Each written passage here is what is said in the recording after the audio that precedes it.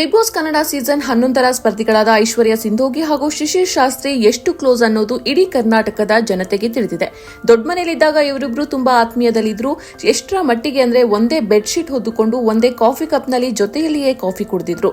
ಹೊರಬಂದ ಬಳಿಕ ಕೂಡ ಇವರಿಬ್ರು ಅನೇಕ ಬಾರಿ ಜೊತೆಯಾಗಿ ಕಾಣಿಸಿಕೊಂಡಿದ್ದಾರೆ. ಮೊನ್ನೆಯಷ್ಟೇ ಹೋಳಿ ಹಬ್ಬದ ಸಂದರ್ಭ ಇಬ್ಬರು ಜೊತೆಯಾಗಿ ವಿಡಿಯೋ ಶೂಟ್, ಫೋಟೋ ಶೂಟ್ ಕೂಡ ಮಾಡಿಸಿಕೊಂಡಿದ್ರು.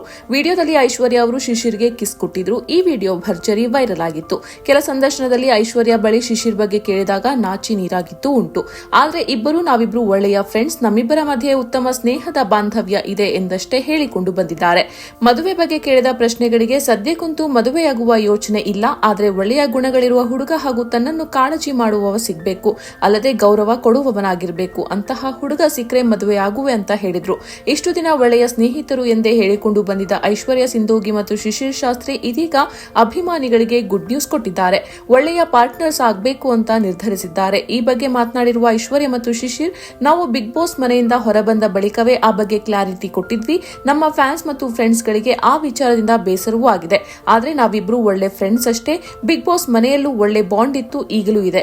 ಎಸ್, ನೀವು ಖಂಡಿತವಾಗ್ಲೂ ನಮ್ಮಿಂದ ಗುಡ್ ನ್ಯೂಸ್ ಅನ್ನ ನಿರೀಕ್ಷೆ ಮಾಡಬಹುದು. ನಾವು ಪಾರ್ಟ್ನರ್ಸ್ ಆಗಬಹುದು, ಆದ್ರೆ ಅದು ಬಿಸಿನೆಸ್ ಪಾರ್ಟ್ನರ್ಸ್ ಗಳಾಗಿ ಅಂತ ಹೇಳಿರುವ ಮೂಲಕ ಐಶ್ವರ್ಯ ಮತ್ತು ಶಿಶಿರ್ ಚಮಕ್ ಕೊಟ್ಟಿದ್ದಾರೆ. ಬಿಗ್ ಬಾಸ್ಗೆ ಬರುವ ಮುನ್ನ ಶಿಶಿರ್ ಹಾಗೂ ಐಶ್ವರ್ಯ ಸ್ನೇಹಿತರಾಗಿದ್ರು. ಈ ಇಬ್ಬರು ಒಟ್ಟಿಗೆ ಒಂದು ಸಿನಿಮಾ ಕೂಡ ಮಾಡಿದ್ರು. ಹೀಗಾಗಿ ದೊಡ್ಡ ಮನೆಯೊಳಗೆ ಕೂಡ ಇವರು ತುಂಬಾ ಕ್ಲೋಸ್ ಆಗಿದ್ರು. ಒಂದು ಹಂತದಲ್ಲಿ ಒಬ್ಬರ ಮೇಲೆ ಒಬ್ಬರು ತೋರುವ ಪ್ರೀತಿ ನೋಡಿ ಇವರಿಬ್ಬರು ಲವ್ ನಲ್ಲಿ ಬಿದ್ದಿದ್ದಾರೆ ಅಂತಾನೆ ಹೇಳಲಾಗ್ತಾ ಇತ್ತು.